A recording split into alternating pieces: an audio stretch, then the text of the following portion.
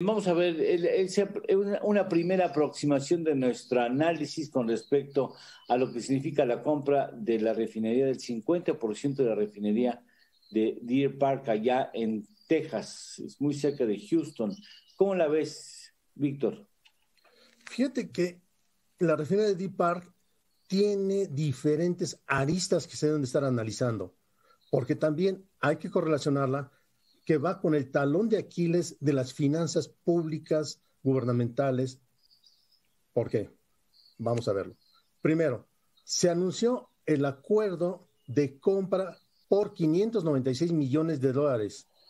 Es el 50% de la refinería que no posea Pemex. Pero además, puntualizando, la operación se va a cerrar hasta el último trimestre de este año, básicamente con autorizaciones gubernamentales de ambos países. ¿Quién va a pagar? El gobierno federal es el que va a pagar, no va a pagar Pemex, ya que esta por sí misma no tiene la capacidad.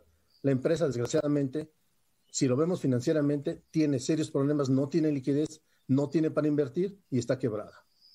Ahora, un punto básico, la compra no estaba en ningún plan de negocios de Pemex. ¿De dónde surge? ¿Quién la impulsa? E inclusive, esta misma refinería o esta misma asociación en esta refinería había sido criticado por la persona que vive en Palacio Nacional y había dicho que era un muy mal negocio para México. Lo criticó porque no nos había dado dividendos. ¿Y esto qué implica? Veamos. Para Pemex, esta refinería es una sociedad que se tiene desde 1993 con Shell. ¿Quién la administra? La administra y maneja Shell, no Pemex. Y ese es un punto muy importante. Segundo, se ha estado reinvirtiendo las utilidades en una refinería que fue, junto con todas las instalaciones, construidas en 1929. ¿Quién nos está vendiendo Shell? La refinería. Todo el complejo petroquímico que está alrededor lo mantiene Shell y es donde se producen los productos de mayor valor agregado. ¿Qué tipo de petróleo usa? Y esto es muy importante. Sí, usan los dos, ligeros y pesados, porque tiene plantas, perdón por el tecnicismo, coquizadoras, que permiten hacer este tipo de situación. Ahora, todo esto, ¿cuánto involucra? Una capacidad de 340,000 barriles de petróleos diarios. Y ya lo señalé, opera al 80% de su capacidad. Si lo contrastamos con lo que tenemos en México, el plan energético marca la construcción de Dos Bocas. Va a tener una capacidad similar a la refinería que se está comprando.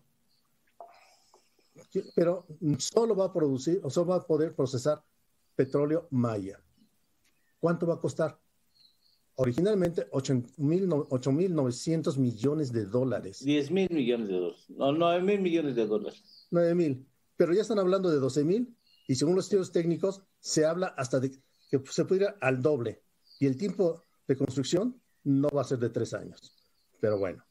Ahora, si vemos la capacidad de refinación de México en sus 6 refinerías que fueron construidas desde 1912 hasta 1979, esta es de 1,340,000 barriles diarios.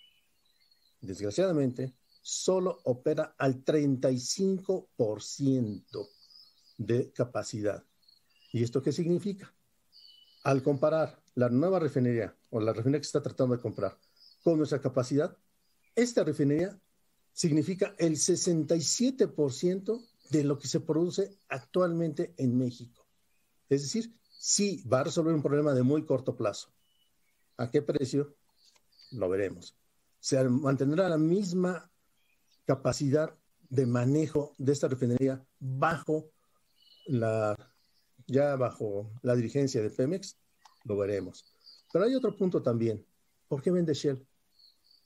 No, aclaró que no la vende, que recibió una oferta no solicitada. O sea, como quieren decir, yo no la quise vender, me la quisieron comprar y lo acepté. Perfecto, sí. Es una oferta no solicitada. Sí. Pero ¿por qué entonces no le cambia el término? No es que la venda. ¿Por qué se deshace de esta empresa? Le convino, si no le convenió, no accede. Definitivamente. Sí. Por dos aspectos importantes. Primero, no es la primera refinería que vende en el mes de mayo, perdón, que se deshace de ella, en el mes de mayo. Se había deshecho de una a principios de mayo y planteó ahí claramente por qué. Primero, está cambiando su enfoque de negocios. Se queda con los negocios de mayor valor agregado. Segundo, está disminuyendo lo que es la huella de carbono y lo que es la contaminación de todos sus negocios. También esto va impulsado por las famosas finanzas verdes, que vamos a estar hablando mucho de ellos en el futuro. Es decir, los acuerdos de París impulsan negocios y favorecen a aquellos que no contaminan tanto y no tienen huella verde. ¿Por qué? Lo estamos viviendo por el cambio climático, aunque el inquilino de Palacios no le interese. Son todas las aristas que podemos estar viendo. Es un problema muy complejo y muy interesante, Eduardo. Sí. Y mucho aportas. Muchas gracias, te agradecemos mucho porque aportas elementos relevantes para entender esta compra estratégica del gobierno mexicano. Muchas gracias, Víctor. Nos vemos el jueves. Hasta luego.